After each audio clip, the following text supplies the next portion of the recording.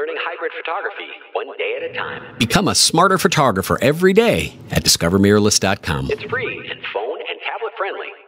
Hello again, Joe Smithberger for DiscoverMirrorless.com.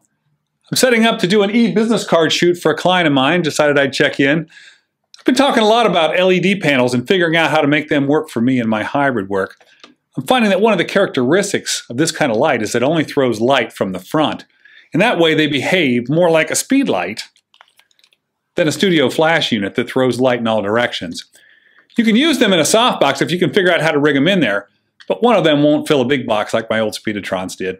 Now, after working with these over the last few weeks, I'm now finding out that coverage can be as big an issue as brightness. Because the lights are so directional, the size and the shape really affects the size and shape of the beam of light that comes out. Even the flood versions of these kind of act like a spotlight when they're in close to a subject. Diffusion on the panel itself can help spread it out, but it helps to have a bigger light if you need to cover a larger area. I mentioned last time that I had bought two of these.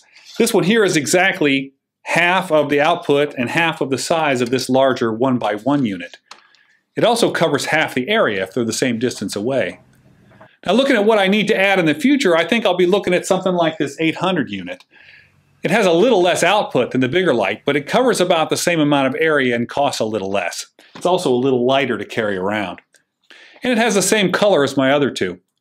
For larger group shots, full-length images, and some of my commercial product work, I may need to use two panels together to cover an area I want to evenly. I think a pair of these will get that done. Now, I know this stuff isn't cheap, but I need something sturdy and I need to be able to control my color, and these seem like a good option. So for this type of light, keep the size and shape in mind as you do your shopping. There's a reason why the manufacturers are all making these 1 foot by 1 foot lights. It's a pretty versatile option while still being a reasonable size to tote around. Thanks for watching. Learning hybrid photography, one day at a time. Become a smarter photographer every day at DiscoverMirrorless.com. It's free